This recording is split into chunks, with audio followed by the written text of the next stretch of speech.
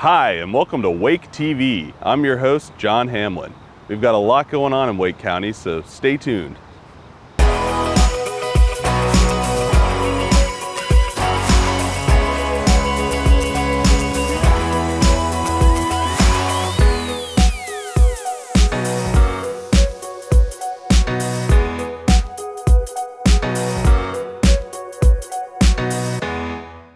After years of planning and months of construction, the new Fuquay-Varina Community Library opened in late September. Our Kelly Stratton went out to talk to the new manager and learn about everything going on. Thanks, John. I'm here today with Janet West, the library manager at the new Fuquay-Varina Community Library, and she's going to tell us a little bit about the library and what it offers the community. So thank you for joining us today. I'm glad to be here. Thank you for having me. So tell us a little bit about this beautiful new facility. So it is double the size as our old library. It holds twice as many books. We have a much larger space for our story time folks, and a lot more seating for people when they come in and want to do work or whatever they want to use the library for. So those are kind of the biggest changes from the old library. How many books do you currently have? So we started with a collection of 45,000 titles, and coming up from about 20,000 is what we could hold at the other facility. So we're more than double.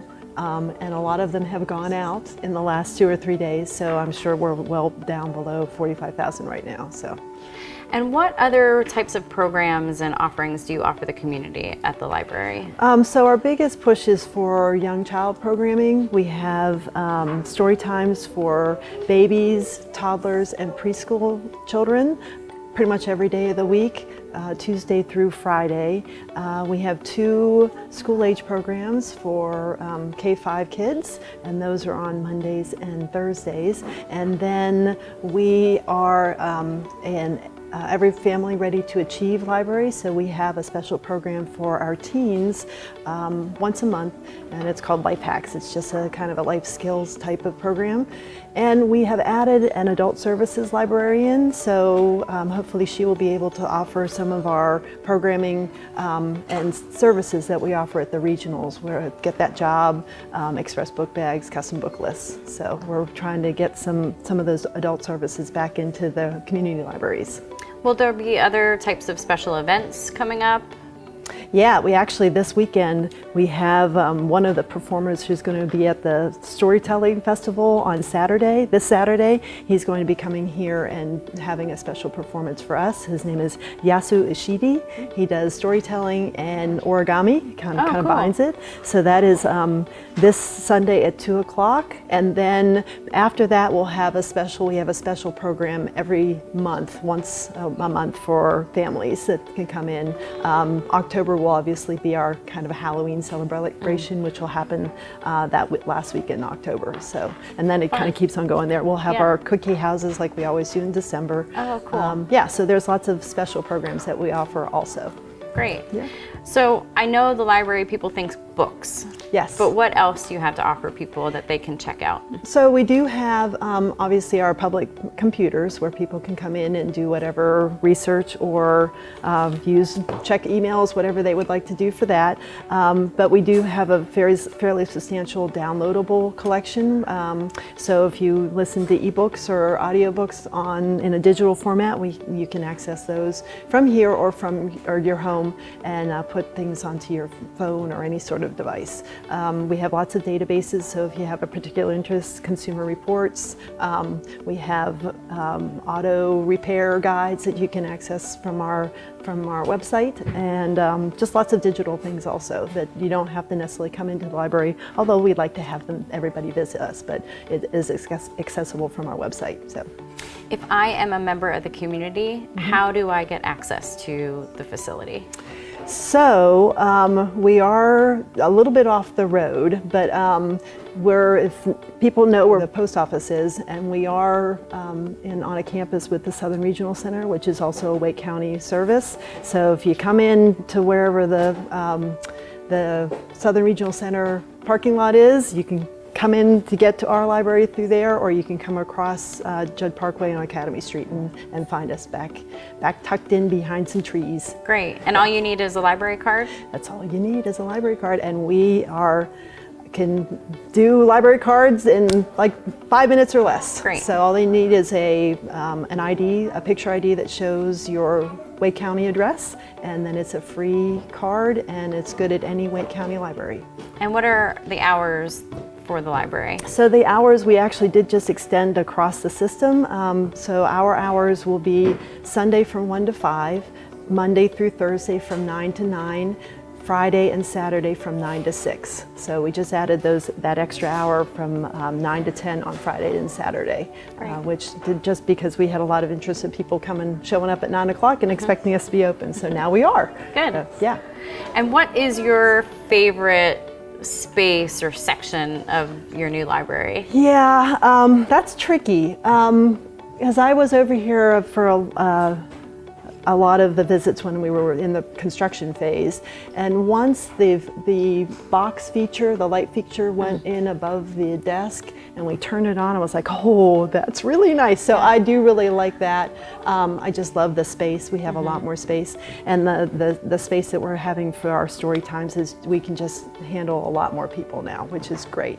The other thing that is special about this building is our all of the plantings that are around the structure.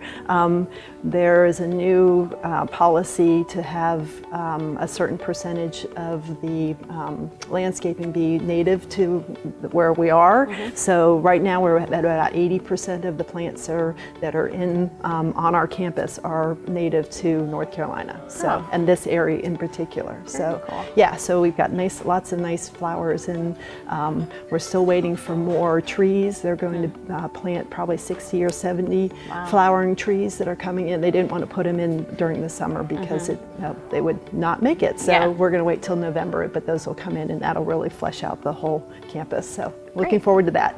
Well, congratulations. Thank you very much. And thank you for joining us today. I am glad to be here. Thank you for coming. Are you hosting an event but don't have a convenient way to collect trash and recycling? Wake County is excited to announce a new event recycling program that's free for residents. Whether you're hosting a private event, wedding, neighborhood party, or even a festival, these portable stations include composting, recycling, and trash bins. To learn more about how you can reserve an event recycling station for your next gathering, visit wakegov.com/event recycling. Hi, I'm John Hamlin, and we're here today with Wake County Groundwater Manager Evan Kane at Parish Womble Park in Holly Springs, where we're drilling a well. Evan, what's going on today? Well, we've just finished installing a monitoring well as part of the county's groundwater monitoring network. We've established a network of 15 wells throughout the county to monitor the water levels in Wake County's groundwater over the next 5 years. This is part of a 5-year study of the county's groundwater resources, which is part of a larger 50-year water supply plan that the county is assembling. Okay, so what are we hoping to learn from this study? Well, by watching the water levels of these wells in our monitoring network, we'll get a sense for how the groundwater system responds to rainfall, to droughts, to groundwater use by Wake County residents. And that gives us an idea of how much water is in the ground, how quickly it moves through the system, and how it's impacted by things like growth. You can think of the groundwater system as a little like a bank account. So the rainfall is our income, and the water that we pull out of streams and out of wells is our spending, and the water that stays in the ground is our bank account. So we want to know whether our bank account is being depleted or being refilled, what kinds of deposits we're making into the bank account, and what kinds of withdrawals we're making. That makes a lot of sense. Have we ever done anything like this before in the past? No, we really haven't. The county has undertaken a few studies to identify areas that may be more vulnerable to low-yielding wells, things like that, but we really haven't done a comprehensive water resource study like this for the county. Okay, have other counties in the area done anything like this, or is this really a first of its kind type of thing for this area? There are a few counties in the Piedmont that have their own groundwater monitoring networks. Orange County and Guilford County come to mind. But really this comprehensive study is fairly unique in North Carolina. Okay, and so where are these wells located? Well, in order to characterize the water resources of the county, we really needed wells in every part of the county. To the extent that we could, we used existing wells that had been taken out of service and that were on public property. So we have a handful of wells that we've installed on Wake County Parks property. We have a well on a private residence property that he was no longer using, but was amenable to having us monitor. We've got wells on NC State University property, as well as state parks and Raleigh Parks property. Okay, so it sounds like we're partnering with a lot of people to get this project done. Yeah, that's right. We've benefited from a lot of landowners' willingness to work with us and help us pull off this study. So this is a 5-year study. Will we have any data coming in before that, or do we have to wait all 5 years before we learn anything? No, we're actually getting data right now. The USGS, the U.S. Geological Survey, has installed monitoring equipment in almost all of the wells, and that monitoring equipment is feeding the data that it generates to the internet in real time right now. So you can actually go online to the U.S. Geological Survey's websites and look up groundwater level monitoring data for Wake County and see how the water levels in these wells fluctuate after it rains or after it hasn't rained for a long time. Well, that's interesting. So I can go online today and see this data? Yeah. Okay, and what might I want to do with some of that information? The real value in it comes over the long term, over how we see how the whole system responds to periods of drought and to rainfall events. But you can use this data for educational purposes to see how the groundwater in your area responds when it rains, how quickly the wells fill back up, and how quickly they're depleted again. We're working with educators at NC State University to identify ways that they can use the monitoring data for the wells on their property and incorporate that into classroom exercises for hydrology classes and geology majors, environmental science majors. So that's one use that the data has. Over the longer term, what the data will allow the USGS to do is develop a groundwater model. And that then can be used to predict the impacts of growth of additional wells being installed and water being withdrawn from those wells. And the model is really the valuable output of all the data that will be gathered here. So we all know that Wake County is growing, and it's growing fast. It sounds like some of this data that we're going to get from these wells might help to shape that growth going forward? Absolutely. As we have more people coming into the county and using groundwater to supply their homes and businesses, the data we gather here will help us predict what kinds of impacts that additional growth will have, and will help us develop strategies to make sure that that growth is sustainable and that there's water for everyone who comes. Well, that's great, Evan. Thanks a lot for having us out today, and we'll see you soon. Glad to do it. Only 1 in 5 people recycles in their bathroom, so Wake County is making it easy to get started. If you sign up for our bathroom recycling initiative and agree to take a survey, we'll give you a free 3-gallon recycling bin for your bathroom while supplies last. For more information, visit the website on your screen. In late September, the Wake County Board of Commissioners announced a new task force to tackle the disparities we see in infant mortality in Wake County. Here's a video we produced to kick off this new initiative.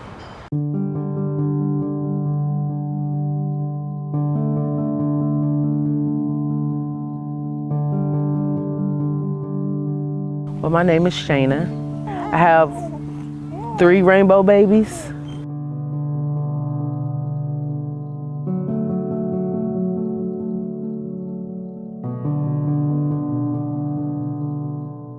Shayna's story, and those like hers, is too familiar.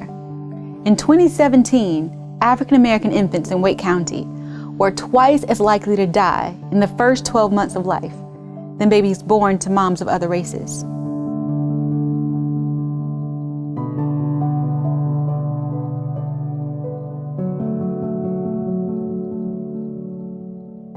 Shayna's baby never had the opportunity to take his first steps. He didn't get to experience the joy and excitement of his mother's voice as he took those first steps into her arms.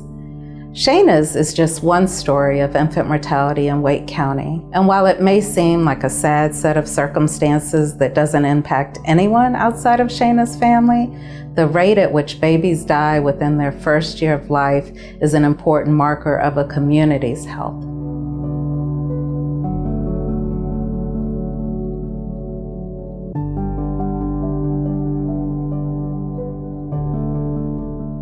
That morning, I was very terrified because I woke up in a pile, like a puddle of blood. So I didn't know what was going on. So I jumped up quick, ran to the bathroom. My mom called 911, went out to the hospital. I sat out there for hours. When I stopped bleeding, I went back home. They told me it was nothing they can do, just have to wait it out. 2 days later, the same thing happened again, went back out to the hospital. They told me, well, we still hear a heartbeat, but we don't know why you're bleeding. And once I got my first doctor visit, that's when I was confirmed that I was having twins and I lost one.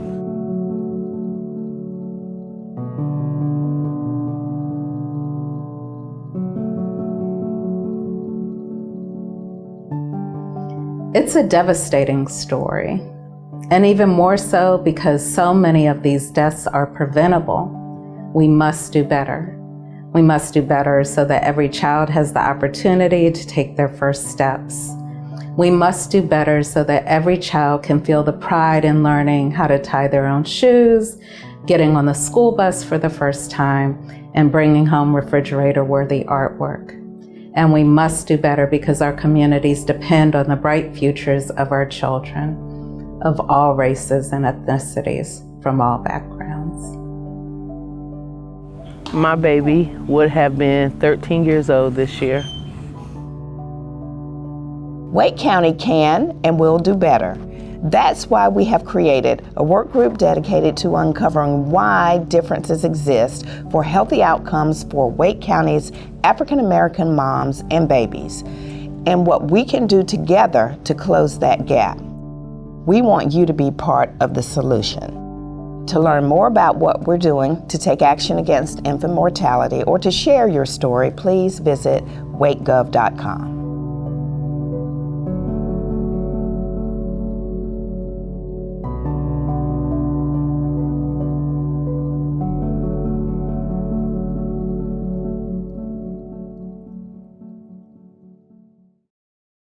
Get the timely and accurate information you need to stay safe if there's an emergency in your area. Sign up for Ready Wake alerts and Wake County will send you important notifications by text, phone, or email, whichever way you choose. Whether it's severe weather, a missing person report, or a neighborhood evacuation, stay in the know with Ready Wake alerts. Learn more and sign up at readywake.com.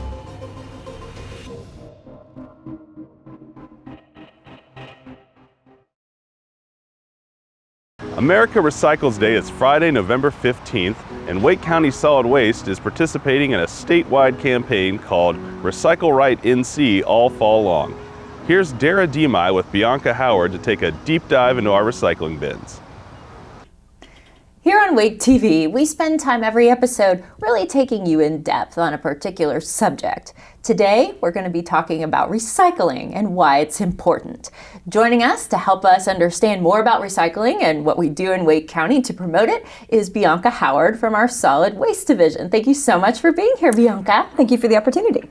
I think everybody understands the general concept of what recycling is, but they may be surprised how much we actually recycle here in Wake County. Can you give us a scope of what that's like? Sure. We know that last year, just through our convenience centers and multi-material facilities, we recycled over 37,000 tons. That's a lot. But we know that statewide, it's even more. Statewide, we know that North Carolinians recycle about 100 pounds per person of bottles, cans, and boxes. That is a lot of material that we recycle locally as well as statewide. So are you seeing any trends in terms of recycling? Are we doing more of it now than maybe we were 5-10 years ago? We definitely are. So recycling has changed, but so has the way we live and the kind of products we use.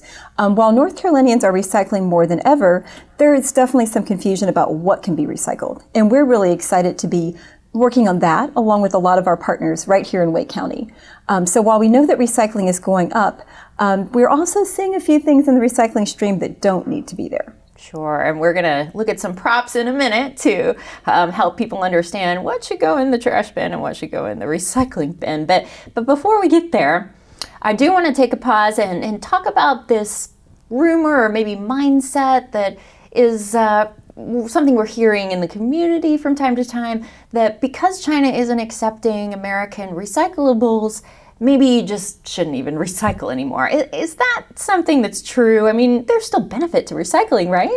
Oh, absolutely. Recycling still matters. Just because we're not exporting paper and plastic to China anymore does not mean that people should stop recycling. In fact, right here in North Carolina, we know that recycling supports over 16,000 private sector jobs. In our state alone, we have 60 manufacturing companies that need our bottles, cans, and other recycled materials to make new products. Wow, so that makes your role even more important, getting out into the community and talking to people about why they should continue recycling. That's right. It's one of the most fun things about the outreach team's job. Whenever the outreach team is at events, we do have people come up and ask us, does it still matter? Should I keep putting things in? I saw a news story that says it's not being recycled anymore, and that's definitely not the case. We're really fortunate right here in the Triangle to have 2 recycling sorting companies, and they work very closely with towns, cities, and counties to help us understand what can really be recycled and how to prepare it. Great. Well, let's take a look inside your bin. You bought a green recycling bin here. A lot of us use those on our curbsides at our homes. I know we do at our house, and we've even gotten so far as we've got one of the giant rollout bins because we recycle more than can fit in one of these. And I'm sure a lot of other people do too. So show us some of the items that you brought as examples of things that should be recycled.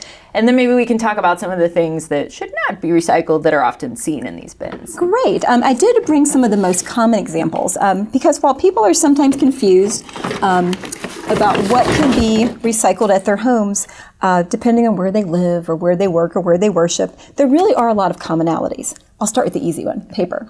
When it comes to paper, we want people to recycle their newspapers, magazines, boxes, and for most of us, our cartons as well. When it comes to metal, it's really important that people should only recycle food and drink cans. That's what your curbside big bin or big cart was designed to handle. When I say metal cans, that means your food and drink cans. We do accept other forms of metal for recycling at our convenience centers, but when we say mixed recycling or think about what you should put in your cart at home, it's really food and drink cans we're talking about. So say you have that Chef Boyardee can right there. Is that something people should be washing out and doing a good job cleaning up before they put it in their bin? Or is it okay with a little pasta sauce just to toss it on in? I'm so glad you asked. People ask our team that a lot too. When it comes to any kind of food or drink package, we want it as empty as possible. The recyclers are wanting the package. They don't want the peanut butter. But we recognize that it's almost impossible to get out all the peanut butter or all the detergent. So we suggest you get out as much of the product as possible because that makes sure you get your money's worth. And then just a light rinse. Don't feel like you have to run it through the dishwasher or something like that to get it clean. Okay. And what about those triangles, the arrows that make a triangle and there's a number, usually at the bottom of a plastic bottle or something like that? Are there certain numbers that we should be looking for? Or is that a system that even really applies to the everyday recycler? That's another really good question. So a lot of people are familiar with those little triangles, which are on the bottom of most things we buy that are made of plastic, but they're not an indicator of whether that plastic item can be recycled where you live. For some time, local governments and haulers would ask people to look at those numbers, but it really isn't a good indication. Instead, we really want you to think about the shape. When it comes to plastics, we hope folks will think about bottles, tubs, jugs, and jars. those are the only shapes that can be recycled in your curbside container or in our mixed recycling containers at our convenience centers. And that's because there are markets for those. And that means that there are companies that want our empty bottles, tubs, jugs, and jars and can turn them into new products. Any other shape of plastic, such as berry boxes or frozen food meals or microwave meals, there just aren't enough companies who want that material. So you're really better off putting those kinds of shapes of plastic in the trash can.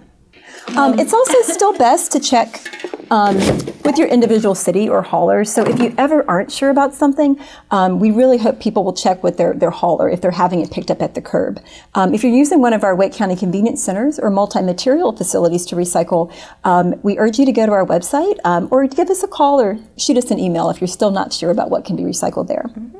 And for people who have maybe never gone to one of our convenience centers, can you explain the process for them? That it's not very complicated, it's very user-friendly, so they can go in and drop off their recyclables and feel good about contributing to environmental health, but knowing they don't have to spend a lot of time doing it. That's exactly right. So one of the great things about our convenience centers is they're open daily from 7 a.m. to 7 p.m., except for a few major holidays.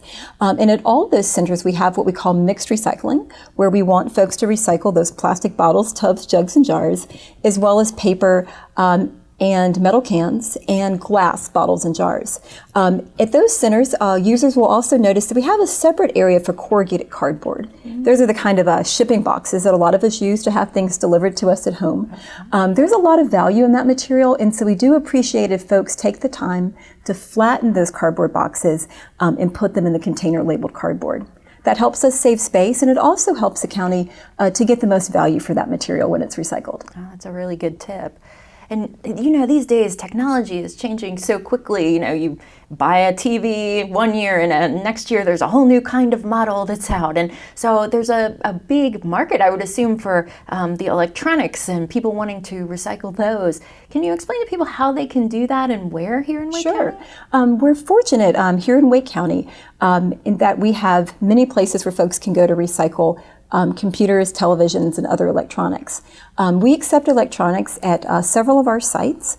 What we call our larger sites, our multi-material sites. We have 3 of those around the county, and they're open mostly Monday through Saturday. We actually do have one site that's open Sundays as well.